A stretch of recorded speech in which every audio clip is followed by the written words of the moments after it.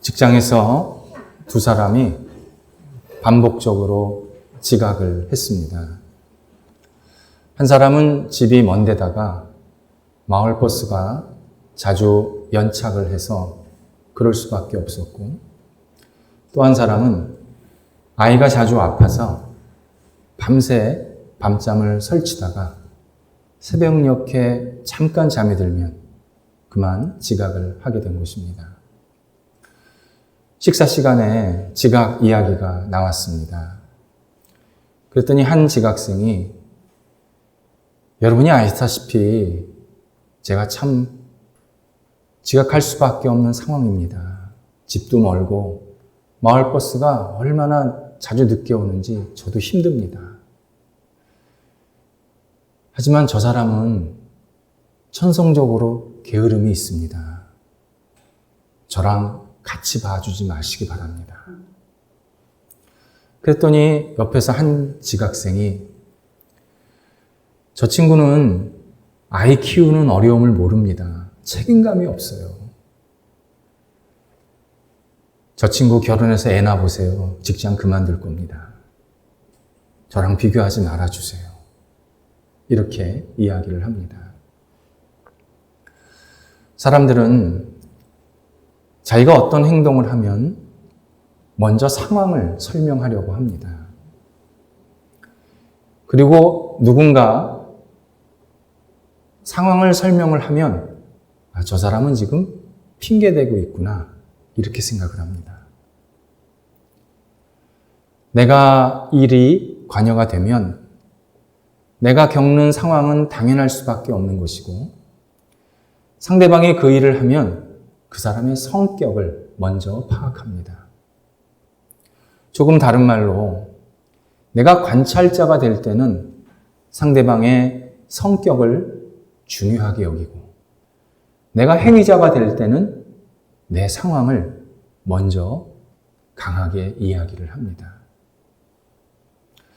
이러한 편향성은 우리 일반 생활 속에서 참 많이 나타납니다. 이 편향성을 제일 먼저 지적한 심리학자 리 로스는 모든 사람들은 귀인의 자비를 베풀어야 한다 이렇게 제안을 합니다. 귀인의 자비란 어떤 행동을 하게 되면 무턱대고 그 사람의 성격을 비판하고 헐뜯기 전에 그 사람의 상황을 먼저 헤아릴 필요가 있다. 그래야 사람을 대하는 넉넉함이 있고 서로 관계성이 좋게 계속 유지될 수 있다. 이렇게 제안을 합니다. 최근 탈영병 주제를 다룬 DP의 내용이 바로 이것입니다. 추적자들이 탈영병은 성격적으로 문제가 있어 이렇게 생각하면서 끝까지 쫓아다닙니다. 하지만 한 사람 한 사람 막상 만나보니까 사연이 너무 구구절절합니다. 그래서 주인공이 탈영병을 앞에 두고 고뇌하고 설득하는 장면이 자주 등장합니다. 사람을 대할 때 상황을 먼저 생각하자는 것은 그 사람의 잘못을 무마시키거나 그 사람의 책임이 없다 이런 의미는 아닙니다. 우리는 누구나 같은 처지, 같은 상황을 맞이할 수 있으니까 서로에 대해서 좀 넉넉하게 대하자. 서로를 좀 더 기회를 주자. 그리고 서로를 생각하는 마음이 조금 더 깊어지자. 이런 취지입니다. 이스라엘의 두 번째 왕이었던 다윗은 왕이 되기 전에 인생이 고난 그 자체였습니다. 고난의 중심에는 선대 왕이었던 사울이 있었습니다.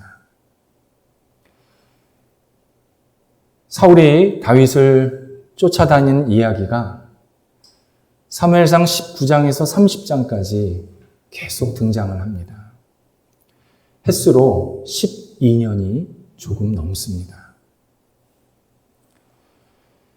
다윗은 꽃다운 청춘을 도망다니느라고 살아남느라고 혼돈의 시간을 보내게 됩니다. 혹자는 다윗이 나라의 질서에 도움이 안 되었기 때문에, 다윗의 성격이 약간 외골수적인 면이 있기 때문에 사울은 그를 쫓아다닐 수밖에 없었다, 이렇게 주장하기도 합니다. 하지만 이것은 성경의 시각이 아닙니다. 성경은 다윗이 계속 도망다닐 수밖에 없는 상황을 만날 수밖에 없었고, 그런 가운데서 하나님이 다윗을 계속 도우셨다, 이것을 강조하고 있습니다.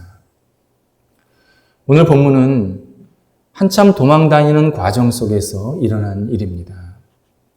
다윗이 아둘람 굴에 피신하게 되었습니다. 아둘람 굴은 광야 한가운데 뚝 떨어진 곳에 위치한 지역입니다. 다윗은 도망가다 사막 한가운데까지 가게 되었습니다. 그런데 다윗이 여기 있는 걸 어떻게 알고 사람들이 다윗을 찾아옵니다. 우리는 2절에서 이 사람들의 상황을 주목할 필요가 있습니다. 환난당한 자, 빚진 자, 그리고 마음이 원통한 자들입니다. 환난당한 자라는 늪에 빠진 사람이라는 뜻입니다. 늪, 곧 고난은 예고 없이 내 앞에 펼쳐집니다. 그래서 걷다가 그냥 쑥 빠지는 게 늪입니다. 그리고 한번 늪에 빠지면 그 깊이를 누구도 가늠할 수가 없습니다. 우리가 고난을 받을 때 공통점은 늘 대책 없이 당한다는 겁니다. 전혀 예고 없이 준비 없이 우리는 다 고난을 당합니다. 그리고 고난을 한번 당하면 그 끝이 어딘 줄 누구도 예측할 수가 없습니다. 그러다 보니까 고난의 시작이 되면 사람들은 어두운 생각이 막 물밀듯 들어옵니다. 나아가서 살고 싶지 않다는 생각도 들게 됩니다. 빚진 자란 누군가에게 갚을 것이 있는 사람을 말합니다. 빚진 자란 단순히 돈을 이야기하지 않습니다. 인간관계 속에서 내가 상대방에게 무엇인가 해주어야 할 일이 있는데 그것을 제대로 이행하지 못하고 계속 도피 다니는 상황을 말합니다. 일반적으로 빚지고 도망가는 사람이 문제가 있다, 그렇게 이야기합니다. 하지만 성경은 이 사람들의 비도덕성, 부도덕성을 말하기 전에 심각한 어려움에 빠져 있다, 이것을 다시 말씀해주고 있습니다. 마음이 원통한 자란 억울한 일을 당한 사람을 말합니다.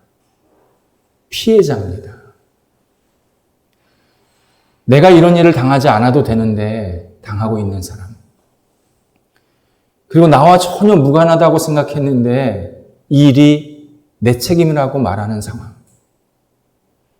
나에게 이렇게 해주기로 약속을 했는데 전혀 반대로 해서 나로 하여금 큰 손해를 주는 그런 상황. 이것이 마음이 원통한 사람의 모습입니다. 우리나라 말에 우라통이 터진다는 말이 있습니다. 화병이 난다는 말이 있습니다. 바로 그 상황이 이 표현을 말하고 있습니다. 사람들의 이러한 면면을 보면 이것이 결국 우리 모두의 모습이라는 것을 확인하게 됩니다. 사람은 모두 고난 속에 속해 있습니다. 어느 사람도 한평생 좋은 일만 있지 않습니다. 어려운 일이 끊임없이 닥칩니다. 또 좋은 일이 있더라도 그 가운데는 반드시 나쁜 일도 같이 따라올 때가 많습니다. 돈은 많이 벌었는데 가정이 화목하지를 못합니다. 지위를 얻었는데 주변 사람들과 평화하지가 않습니다. 성공을 했는데 세상 고민을 다 가지고 있습니다. 학교에서 전교 1등하는 학생이 전교 꼴등하는 학생보다 더 불행해합니다. 더 힘들어합니다. 더 고민이 많습니다. 복권에 당첨된 사람이 대부분 불면증에 시달린다고 합니다. 본인이 그렇게 고대하던 복권에 당첨이 됐는데 막상 당첨이 되고 보니까 생각이 너무 많아지는 겁니다. 그리고 불안한 겁니다. 우리는 모두 빚진 자입니다. 사람은 태어날 때부터 빚지고 시작합니다. 부모에게 빚지고 주변 사람들에게 빚집니다.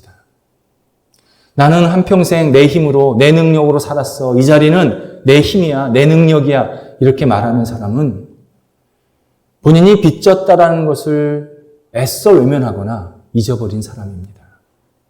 사람은 절대 혼자 못 삽니다. 끊임없이 옆 사람에게 빚을 질 수밖에 없습니다. 어떤 사람은 그게 지기 싫어서 자꾸 자기 스스로 옥죄고 나는 남한테 아쉬운 소리 안 할 거야. 그러면 그럴수록 자기는 더 괴롭습니다. 그리고 남한테 이야기할 게 더 많아집니다. 그런 면에서 우리는 모두 하나님께 빚진 자입니다. 하나님께서 한순간도 뭘 베푸시지 않으면 우리는 살 수가 없습니다.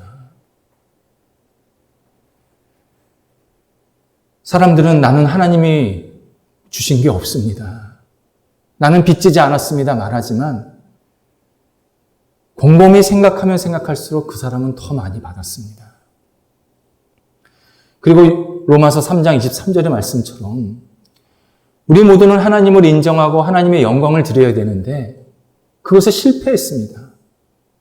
대부분 다 실패하면서 하나님께 빚집니다. 그러다가 예수 믿고 그것을 성공한 사람도 있지만 아직도 많은 사람들은 하나님을 외면하고 있고 하나님께 거리를 두고 있고 하나님께 빚짐에도 불구하고 자기는 빚을 안 졌다고 우기는 그러한 삶을 살고 있습니다. 우리는 모두 억울한 일을 많이 당해보았습니다. 나는 여태까지 억울한 일 많이 당했으니까 앞으로 안 당할 거야. 그거 착각입니다. 앞으로 또 그런 일이 있습니다. 나는 하나 잘못했다고 생각했는데 10개의 책임을 묻습니다. 나는 이 일을 하지 않았는데 이 일을 내가 했다 그럽니다. 사람은 끊임없이 오해받고 억울한 일을 당할 수밖에 없습니다. 사람이 그렇게 악하기 때문입니다. 우리와 같은 상황에 빠진 사람들이 다윗에게 400명가량이 모였답니다. 다윗은 지금 도망자이고 떠돌이 생활을 하는 신분입니다. 그것을 근원으로 생각하려 볼 때 적지 않은 숫자입니다. 400명이 다윗을 찾아온 이유가 있습니다. 이들은 다윗에게 가면, 그리고 다윗이 믿는 하나님에게 가면 자기들이 보호받을 것이다. 자기들이 다시 일어날 수 있을 것이다. 자기들이 안정될 것이다. 소망과 기대가 있었습니다. 그래서 다윗은 이들을 잘 이끌어줍니다. 우두머리가 되었다고 합니다.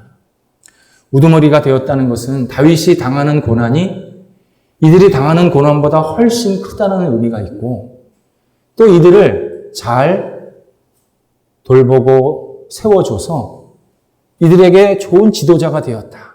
그런 의미가 같이 들어 있습니다. 우리가 생활하다 보면 사람들을 자주 만나게 되고 또 나를 따르는 사람들이 생길 수가 있습니다.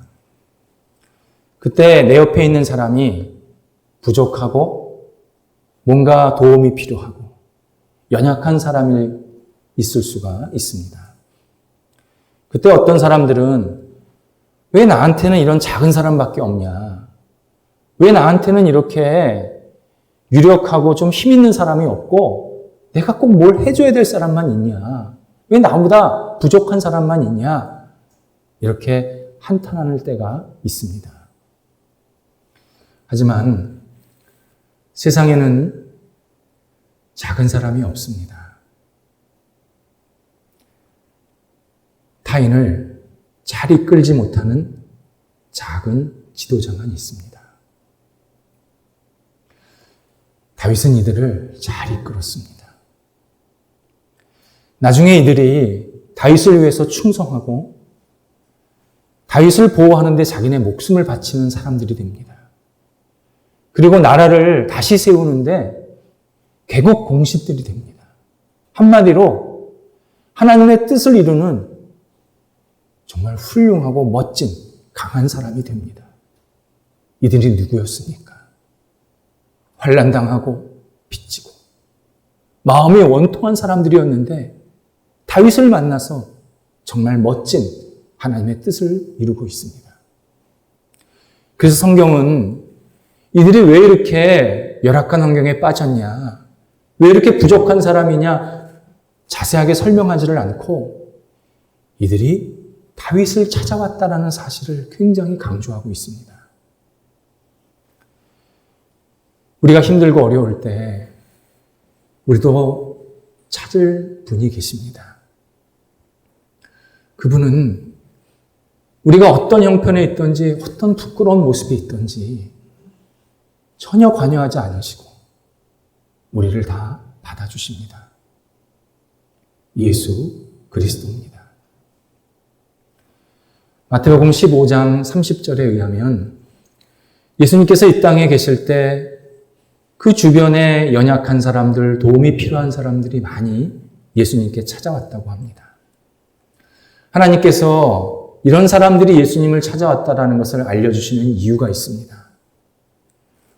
우리가 어떤 형편에 있든지, 건강하든지, 아프든지, 실패했든지, 잘못됐든지, 괴롭든지, 어떤 형편이든지 예수님을 찾아야 한다. 예수님을 믿고 의지해야 한다. 이 사실을 분명히 알려주시기 위함입니다. 이사야 53장에서 이사야 선지자가 앞으로 주님이 오시는데 그분은 고난받고 핍박받는 종이다. 이렇게 예언을 해줍니다.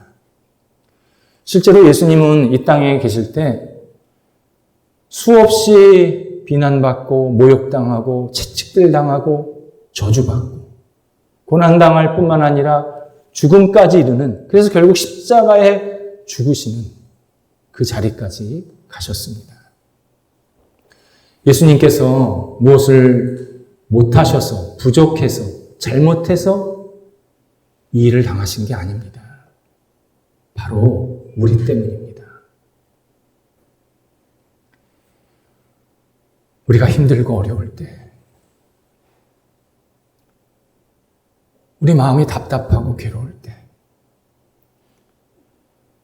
예수님께서 우리에게 내가 있지 않니? 내 손 잡아라. 나를 의지해라. 나를 붙잡으라. 간곡하게 말씀하십니다. 내가 네 아픔한다. 내가 네 고민한다. 내 어려움 내가 너무 잘한다. 나도 고난받았다. 나도 아팠다. 나도 힘들었다. 나도 사람들의 손가락질을 받았다. 내가 너 안다. 나를 의지해라. 우리에게 말씀하십니다. 이 사실을 오늘 두 번째 읽은 고린도전서 1장 26절 이하에서 바울이 다시 설명해 주고 있습니다. 예수님께서 우리를 부르셔서 구원하신 사람들은 연약하고 부족한 사람들이라고 말합니다. 나는 예수님 필요 없어. 난 예수 없이 살 수 있어. 예수가 내 마음 알아. 이런 사람을 예수님은 절대 부르시고 구원하실 수 없음을 말씀하고 있습니다. 내가 세상 속에서 무엇을 가졌던, 어떤 위치에 있던, 어떤 생각이 있던, 어떤 형편에 있던, 주님, 저는 주님이 필요합니다. 저는 주님의 도움 없이 살 수 없습니다. 제 영혼은 주님께서 채워주셔야 만족합니다. 주님께서 내 길을 인도하셔야 내가 갈 수 있습니다. 이렇게 고백하는 자. 세상 사람들이 볼 때는 연약해 보이지만 예수님께는 너무 귀하게 보인다고. 그래서 우리를 주님의 품 안에 품어주시고 구원해 주신다고 말씀하고 계십니다. 예수께서 그래서 수고하고 무거운 짐진 자들아, 다 내게로 오라. 다 내게로 오라. 내가 너희를 쉬게 하리라 약속하십니다. 수고하고 무거운 짐진 자들입니다. 우리의 아픔, 우리의 연약함을 아시는 주님께서 우리를 받아주시기를 원하십니다. 이렇게 하시는 이유를 29절에서 아무도 자랑하지 못하게 함이라. 나는 내 능력으로 구원받았어. 내가 좀 뭔가 갖추었기 때문에 하나님이 날 사랑하시는 거야. 내가 하나님의 능력을 힘입을 만한 그만한 자격이 있어. 이렇게 자랑하지 못하게 하시려고 주님께서 연약한 자들을, 주님만을 간절히 바라보는 사람들을 주님의 품 안에 품어주시고 구원해 주신다고 말씀합니다. 우리가 실패했을 때 누가 내 옆에 있습니까? 내가 가진 것을 다 잃어버렸을 때 누가 친구가 되어줍니까? 내가 힘들고 연약할 때 누가 내 손을 잡아줍니까? 세상에서는 내가 무언가 가지고 있으면 사람들이 많이 모입니다. 성공을 하면 나 저 사람 잘 알아. 이런 사람들이 곳곳에 나타납니다. 그런데 내가 가진 것을 잃어버렸을 때는 행여 자기에게 뭐 달라고 할까 봐 하나 둘씩 떠나갑니다. 내가 지위를 잃어버렸을 때 행여 자기한테 부탁이나 할까 봐 하나 둘씩 다 떠납니다. 내 자녀에게 어려움이 생기면 자기 자녀에게 불똥이 튈까 봐 아는 척도 안 합니다. 그래서 어렵고 힘들면 그 상황도 우리를 마음 아프게 하지만 외롭습니다. 정말 쓸쓸합니다.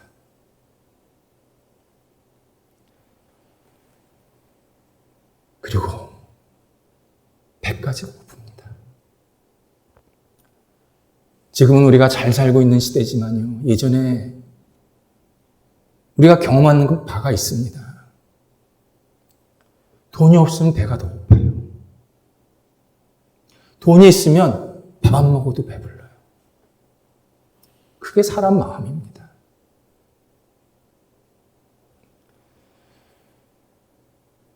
예수님께서 그런 우리들을 붙잡고 계십니다. 그런 우리를 내가 있잖니. 내 손 잡아라. 나 의지해라. 말씀하십니다. 그런데 그분은요, 세상의 창조주이시고 전능자이십니다. 그분이 거렁뱅이가 아닙니다. 그 위대하신 분이 우리의 주인이 되시고 내 옆에 끝까지 계시겠다고 약속하십니다. 예수님이 그런 분이십니다. 그리고 예수님을 믿는 우리는 정말 최고의 복받고 사는 사람입니다. 그래서 우리에게 어떤 고난이나 어려움이 있으면 하나님께서 우리에게 나를 믿으라, 나를 더 의지해라 말씀하시는 사인 또는 기회입니다. 신약성경 고린도후서 1장에서 바울이 심한 고난을 받아서 살 소망까지 끊어졌다고 고백을 하고 있습니다. 어찌나 힘들고 괴로운지 살고 싶지 않더랍니다. 이때 하나님께서 그에게 바울아, 바울아, 너는 죽을 자를 의지하지 말고 너를 살리는 나를 의지해라. 이렇게 깨닫게 해주셨다고 고백합니다. 바울이 정신이 번쩍 났습니다. 자기를 핍박하고 자기를 힘들게 하는, 자기를 죽이려고 하는 사람들 때문에 절절절 맺는데 하나님은 이 사람들을 의지하지 말고 너를 살리는 나 여호와 하나님을 의지해라 말씀하셨고 바울은 다시 하나님께 마음을 드리게 되었습니다. 그랬더니 하나님께서 길을 열어주셨고 환난을 이겨내게 하셨고 그리고 사람을 붙여주셔서 함께 하나님의 영광을 돌려드릴 수 있는 동역자로 만들어 주셨습니다. 우리도 하나님을 의지하면 하나님께서 우리의 길을 열어주십니다. 환난을 이겨내게 하십니다. 어려움을 잘 극복하게 하십니다. 그리고 사람을 붙여주십니다. 그때 사람은 나보다 못한 사람일 수 있습니다. 나보다 형편이 어려운 사람일 수 있습니다. 부족한 사람일 수 있고 오히려 내가 그분을 도와야 될 그럴 사람일도 있습니다. 하지만 하나님은 그분을 통해서 나에게 위로하십니다. 나에게 힘을 주십니다. 합력해서 선을 이루게 만드십니다. 그게 하나님의 방법입니다. 세상 사람들의 눈에는 참 자기네들끼리 잘 모였다 그렇게 말하지만 하나님께서는 하나님의 사람들을 계속 묶어주셔서 하나님의 영광을 돌려드리게 만드십니다. 이때 우리가 하나님 앞에서 분명히 해야 할 결심이 있습니다. 요한계시록 3장에 의하면 라오디게아 교회가 등장합니다. 라오디게아는 당시 소아시아, 지금의 터키에서 제일 무역이 활발하게 있었던 부유한 경제 도시였습니다. 그러다 보니까 인구도 가장 많이 있던 지역이었습니다. 근데 라오디게아 교회는 라오디게아 도시에 있는 물질과 사람을 많이 의지했습니다. 이에 성령께서 이 교회에게 너희는 주님에 대해서 마음이 가난하다 책망하십니다. 너희는 그 많은 물질과 사람은 그렇게 많이 의존하면서 실제로 주님을 믿고 의지하는 데는 마음이 너무 가난하다. 믿음을 주지 않고 있다. 예수님을 진짜 의지하지 않고 있다. 성령께서 라오디게아 교회를 책하셨습니다. 다윗을 찾아온 400명, 분명한 결심이 있었습니다. 우리는 사울과 더 이상 관계 맺지 않겠습니다. 사울을 따르지 않겠습니다. 이걸 결단한 겁니다. 당시 사울은 최고의 권력자였습니다. 걸어다니는 권력이었습니다. 못하는 게 없는 사람입니다. 그런데 400명은 우리는 사울은 거리를 두겠습니다. 부족하고 연약해 보이는 다윗은 우리가 따르겠습니다. 그리고 다윗이 섬기는 하나님, 우리가 그분만 의지하겠습니다. 이렇게 결심한 사람들입니다. 이것은 우리의 결심이 되어야 합니다. 내가 하나님만 의지하겠다, 예수 그리스도께만 내 마음을 드리겠다 하면 드려야 합니다. 하나님만 붙잡아야 합니다. 예수 그리스도만을 온전히 의지해야 합니다. 자꾸 견놀질하지 마시기 바랍니다. 그분만 나의 주님이시고 나의 구원자시고 나를 이기게 하시는 분이라는 것을 분명히 고백해야 합니다. 내가 하나님만을 의지할 때 하나님께서 길을 열어주십니다.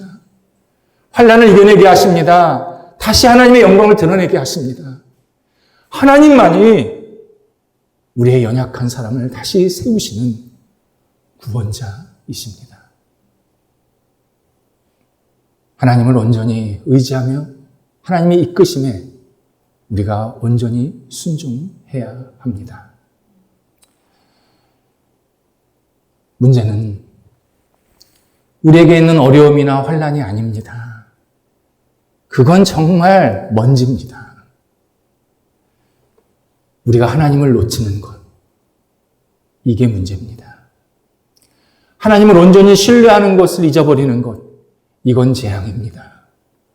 만약 그 상태로 계속 우리의 삶이 지속이 되면 사망의 음침한 골짜기를 우리는 계속 다니는 것과 똑같습니다. 하나님만 신뢰하시기 바랍니다. 하나님께 모든 것을 맡겨야 합니다. 그러면 하나님께서 내 인생과 우리 모임을 통해서 하나님의 뜻을 선하게 세워 주실 것입니다. 기도하겠습니다.